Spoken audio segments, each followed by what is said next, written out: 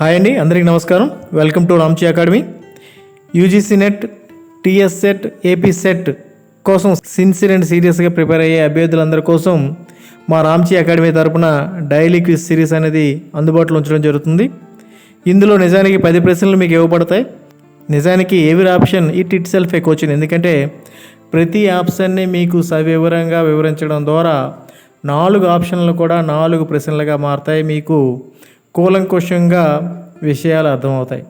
So my dear friends, ఇక్కడ 10 ప్రశ్నలే అని చెప్పేసి తక్కువగా అంచనా వేయకండి. ఈ 10 ప్రశ్నల్లో 10 4ల 40 ఆప్షన్లు కూడా మీకు 40 క్వశ్చన్లుగా మారబోవచ్చు రేపొద్దున్న మీరు ప్రిపేర్ అయ్యే ఎగ్జామ్లో.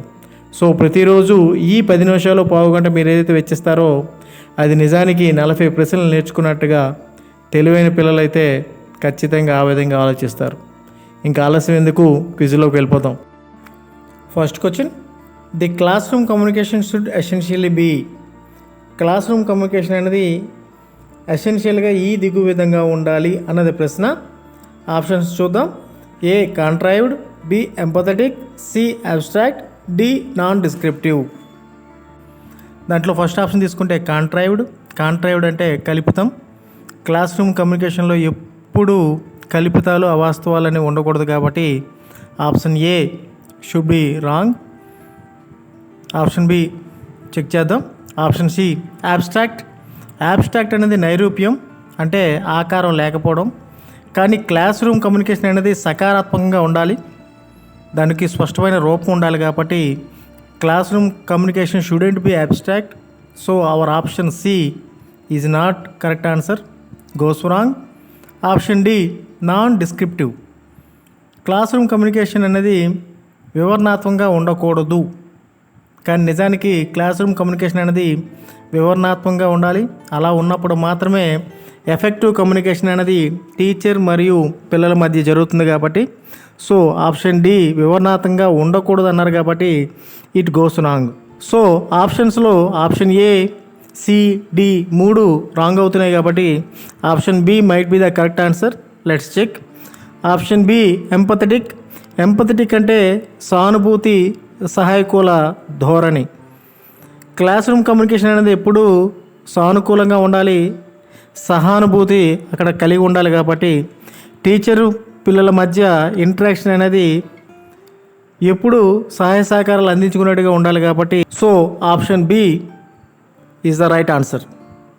Question number 2, aspects of the voice other than the speech are known as. నిజానికి aspects of voice other than speech అంటే స్పీచ్లో ఉన్న పిచ్ కావచ్చు, ఇంటోనేషన్ కావచ్చు, స్ట్రెస్ కావచ్చు, వెర్బాసిటీ కావచ్చు, ఇవన్నిటినీ కలిపి మనం పారాలాంగ్వేజ్ అంటాం. సో పారాలాంగ్వేజ్ అంటే అవి కాబట్టి అవి ఈ దిగు ఆప్షన్స్లో దేన్ని ప్రతిబింబిస్తే ఒకసారి చెక్ చేసుకుంటే ఆప్షన్ ఏ ఫిజికల్ లాంగ్వేజ్, భౌతికపరమైన భాష, ఇది తప్పుడు answer. Option B personal language, వ్యక్తిగతమైన భాష, ఇది కూడా తప్పు answer. Option C paralanguage. So aspects of the voice paralanguage అవుతుంది. సో ఇది correct answer. Option D check చేస్తే డెలివరీ లాంగ్వేజ్ అనేది ఏ విధంగా డెలివరీ చేయబడుతుంది అన్నది డెలివరీ లాంగ్వేజ్ కాబట్టి so option D also wrong answer. So our answer paralanguage is the correct answer. Question number 3కి వస్తే attitudes, actions and appearances in the context of classroom communication are considered as. Classroom కమ్యూనికేషన్లో మనం వ్యక్తపరిచే లేదంటే ప్రదర్శించే attitudes కావచ్చు, actions చర్యలు కావచ్చు, ఎపిరియన్స్ కావచ్చు, ఇవన్నీ ఈ కింది వాని విధంగా కన్సిడర్ చేయబడతాయి అన్నది ప్రశ్న. ఏ విధంగా కన్సిడర్ చేయబడతాయో చూద్దాం. ఆప్షన్ ఏ వెర్బల్ అంట, వెర్బల్ కాదు.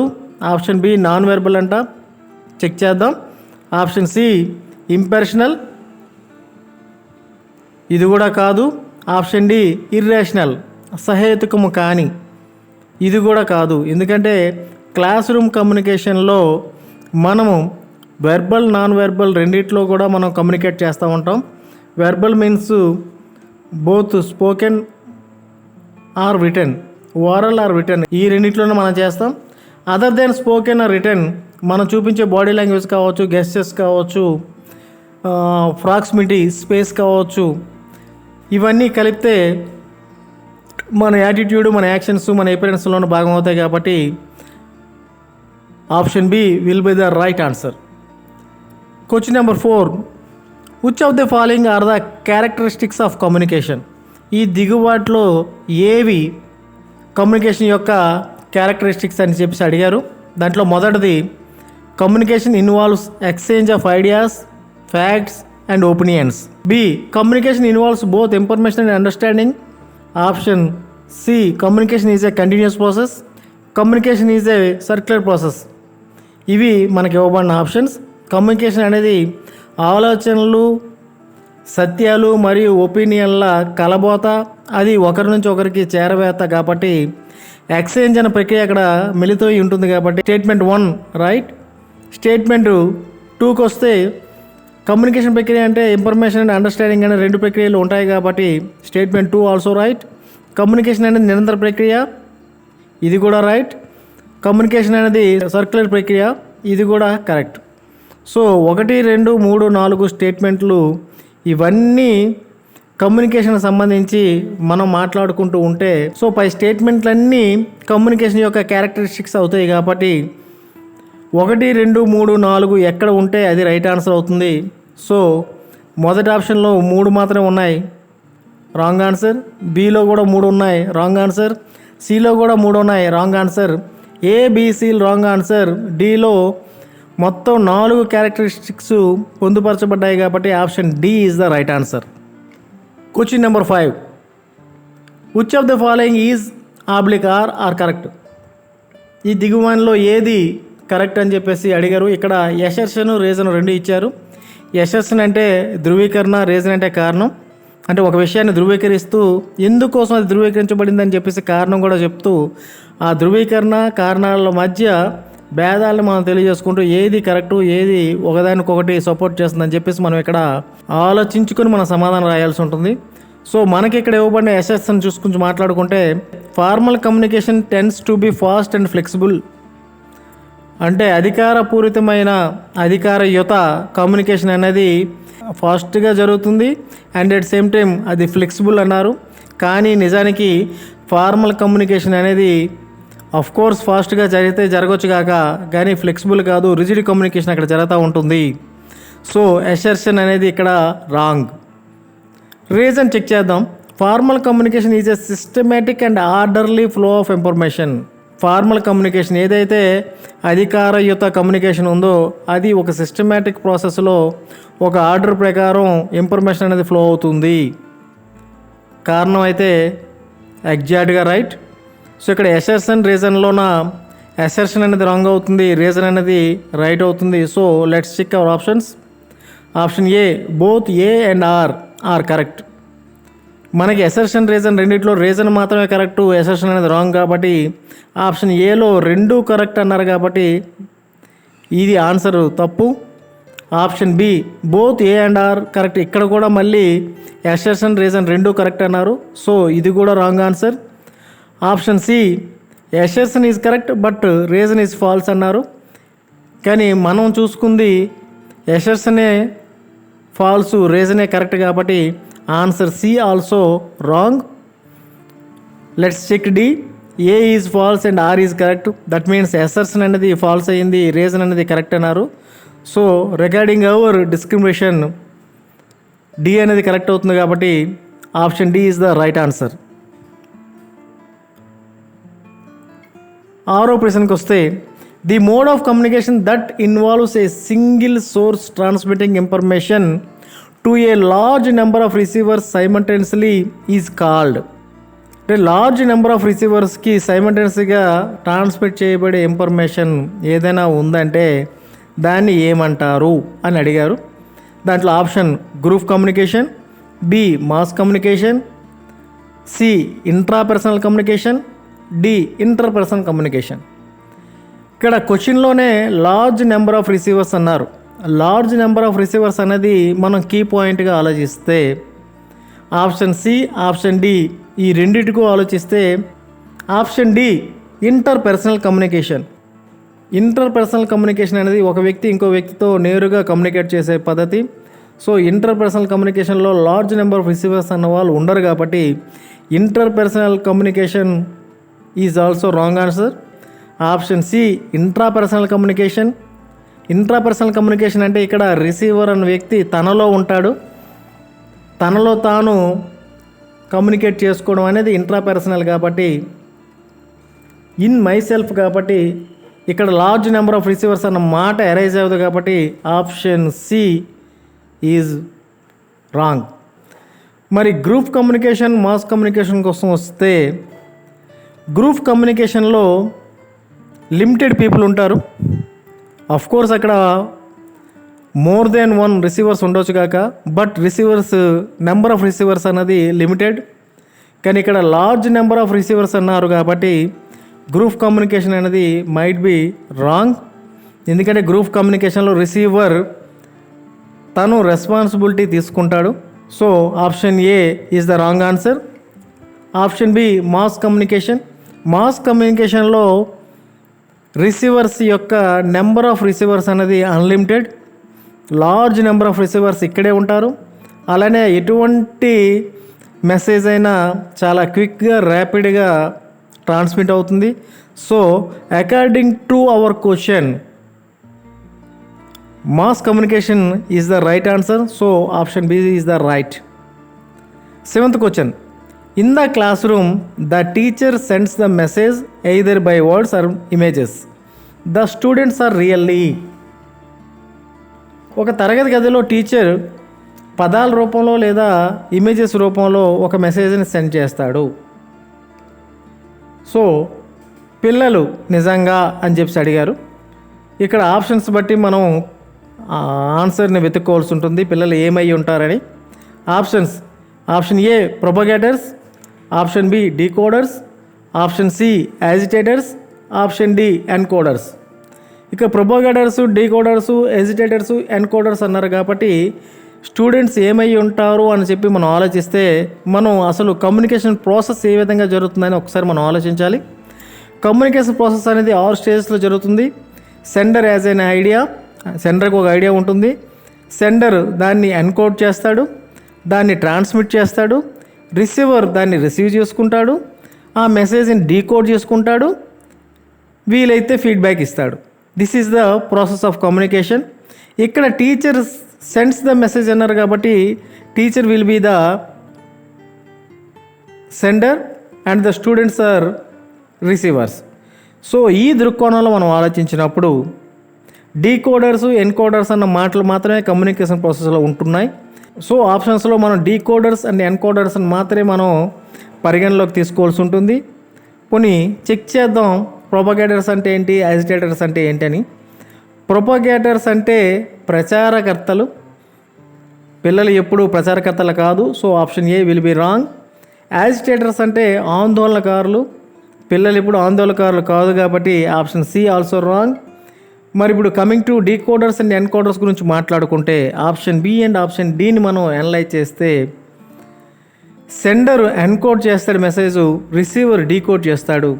మరి ఇక్కడ పిల్లలు రిసీవర్స్ కాబట్టి దే నెవర్ బీ ఎన్కోడర్స్, వాళ్ళు ఎన్కోడర్స్ కాదు కాబట్టి option D wrong answer.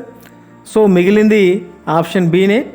Students message receive చేసుకుంటారు కాబట్టి ఆ మెసేజ్ని వాళ్ళు డీకోడ్ చేసుకుని అర్థం చేసుకుంటారు కాబట్టి the students are really decoders. Option B is the right answer. Question number 8. In circular communication the encoder becomes the decoder when there is. ఒక వృత్తాకార కమ్యూనికేషన్లో ఎన్కోడర్ అన్న వ్యక్తి డీకోడర్గా ఎప్పుడు మారుతాడు, ఈ దిగువ పరిస్థితుల్లో మారుతాడు అని చెప్పేసి క్వశ్చన్ ఉంది. అయితే ఇక్కడ కమ్యూనికేషన్ ప్రాసెస్ని మనం మరొకసారి పరిశీలిస్తే కమ్యూనికేటర్ ఎవరైతే సెండర్ ఉన్నారో ఆయన మెసేజ్ని ఎన్కోడ్ చేస్తాడు, ట్రాన్స్మిట్ చేస్తాడు, రిసీవర్ దాన్ని డీకోడ్ చేస్తాడు.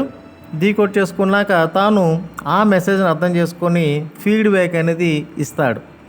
ఈ ఫీడ్బ్యాక్ అనేది కూడా ఇట్ సెల్ఫ్ అది కూడా మెసేజ్ అవుతుంది. అప్పుడు ఈ రిసీవర్ ఎవరైతే ఉన్నారో తను కూడా ఒక మెసేజ్ ఇస్తున్నట్టుగా. సో రిసీవర్ అనే వ్యక్తి ఆ క్షణంలో సెండర్గా మారుతాడు. మారి తిరిగి వైస్ వెర్సా, ఎవరైతే ఫస్ట్ మెసేజ్ కమ్యూనికేట్ చేశారో సెంటర్ ఉన్నారో ఆయనకి మళ్ళీ మెసేజ్ ఈ రిసీవర్ ఫీడ్బ్యాక్ రూపంలో అందిస్తాడు. కాబట్టి ఇక్కడ సర్క్యులర్ కమ్యూనికేషన్ జరుగుతుంది. ఎందుకంటే ఏ అనే వ్యక్తి మెసేజ్ ఇస్తే బి అనే వ్యక్తి రిప్లై ఇస్తే మళ్ళీ రిప్లై కూడాను ఏకి మెసేజ్ అవుతుంది. కాబట్టి అప్పుడు ఏ తనకు వచ్చిన రిప్లై ఫీడ్బ్యాక్ ఏవుతుందో ఆ ఫీడ్బ్యాక్ని తను డీకోడ్ చేసుకోవాల్సి ఉంటుంది. సో కమ్యూనికేటర్ మీన్స్ సెండర్ అనే వ్యక్తి తాను మెసేజ్ని ఎన్కోడ్ చేస్తూ ఉంటాడు, తనకు వచ్చిన ఫీడ్బ్యాక్ని డీకోడ్ చేస్తూ ఉంటాడు. సో ఎన్కోడర్ అనే వ్యక్తి డీకోడర్గా మారాలి అనుకుంటే ఖచ్చితంగా there should be a feedback, that means reply. So options ప్రాప్తికి మనం చూసుకుంటే ఆడియన్స్, నాయిస్, ఫీడ్బ్యాక్, క్రిటికాలిటీ గురించి మాట్లాడుకుంటే ఆడియన్స్ అంటే గ్రూప్ అండ్ మాస్ కమ్యూనికేషన్లో లార్జ్ నెంబర్ ఆఫ్ రిసీవర్స్ ఉంటారు కాబట్టి అప్పుడు వాళ్ళని ఆడియన్స్ అని మనం పిలవచ్చు. ఆడియన్స్ బట్టి డీకోడర్ ఎన్కోడర్గా మారడు. నాయిస్ అంటే disturbance, it was in the channel, ఇక్కడ కూడా డీకోడర్ ఎన్కోడర్గా మారడు, ఎన్కోడర్ డీకోడర్గా మారడు. ఆప్షన్ డి క్రిటికాలిటీ, విమర్శనాత్మకత అని కూడాను అవసరం లేదు. So option C feedback is the right answer. ఎందుకంటే ఫీడ్బ్యాక్ అనేది itself a message, itself a new message. కాబట్టి ఎక్కడైతే ఫీడ్బ్యాక్ అనేది ఉందో అక్కడ తాను ఏం మెసేజ్ పంపించాడో ఆ మెసేజ్కి రిప్లై వస్తుంది. కాబట్టి సెండర్ కూడా రిసీవర్గా మారాల్సి ఉంటుంది. Option C is the right answer. 9th question, organisational communication can also be equated with. Organisational communication అనేది ఈ దిగువలో దేనితోని సరి సమానంగా ఉంటుంది?